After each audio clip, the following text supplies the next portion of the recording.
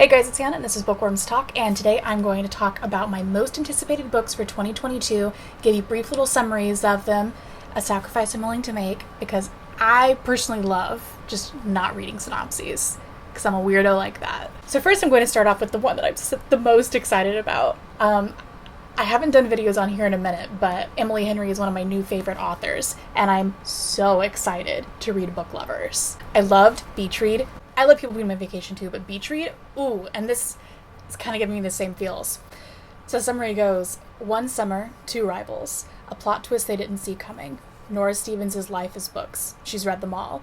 And she is not that type of heroine. Not the plucky one, not the laid-back dream girl, and especially not the sweetheart.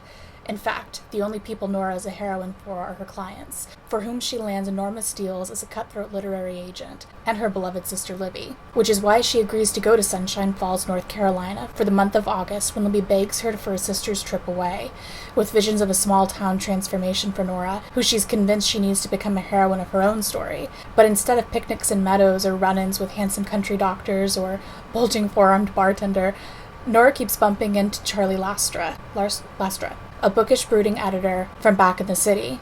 It would be a meet cute if not for the fact that they've met many times and it's never been cute. If Nora knows she's not an ideal heroine, Charlie knows he's nobody's hero. But as they are thrown together again and again, a series of coincidences no editor worth their salt would allow, what they discover might just unravel the carefully crafted stories they've written about themselves. This is the first time I've full-on read the summary. I've read little bits. I'm so excited about this. This next one I'm really excited about is called The Roughest Draft by Emily Wibberley.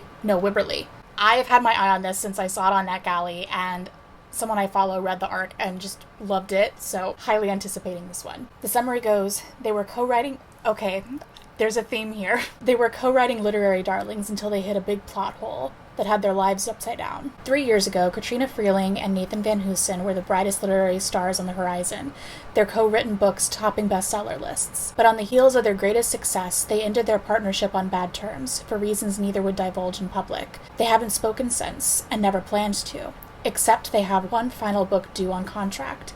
Facing crossroads in their personal and professional lives, they're forced to reunite. The last thing they ever thought they'd do again is hole up in a tiny Florida town where they wrote their previous book, trying to finish a new manuscript quickly and painlessly.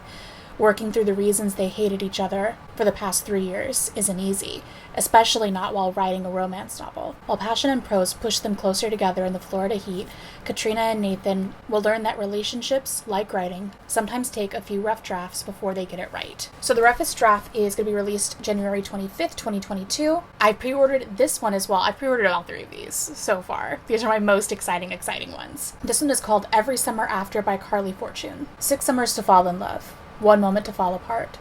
A weekend to get it right. They say you can never go home again. And for Persephone Fraser, ever since she made the biggest mistake of her life a decade ago, that has felt too true. Instead of glittering summers on the lake shore of her childhood, she spends them in a stylish apartment in the city, going out with friends and keeping everyone a safe distance from her heart, until she receives the call that sends her racing back to Barry's Bay and into the orbit of Sam Florrick. I can't say that name. The man she never thought she'd have to live without. For 6 summers, through hazy afternoons in the warm water and warm summer nights working in his family's restaurant and curling up together with books. Medical textbooks for him and work-in-progress horror short stories for her, Percy and Sam have been inseparable. Eventually their friendship turned into something breathtakingly more, before it fell spectacularly apart. When Percy returns to the lake for Sam's mother's funeral, their connection is as undeniable as it has always been. But until Percy can confront the decisions she made and the years she spent punishing herself for them, they'll never know whether their love might be bigger than the biggest mistakes of their past. Told over the course of 6 years and 1 weekend, Every Summer After is a big, sweeping, nostalgic look at love and the people and the choices that mark us forever. And Every Summer After is going to be released on May 10th, 2022. And then last on this list for this video is Love at First Sight by Anna E. Collins. Falling in love is the ultimate payback in this delightful rom-com about an interior designer who teams up with a mysterious architect at her firm to get revenge on her ex the only way she knows how, by building a spite house next door. They say living well is the best revenge. But sometimes, spreading the misery seems a whole lot more satisfying. That's interior designer Danny Porter's justification for buying the vacant lot next to her ex-fiancé's house. The house where they were supposed to live in together, before he cheated on her with their realtor. Ouch! This feels very ridiculous rom-com level vibes, which it's fun, but it's like that kind of messy drama. Continuing.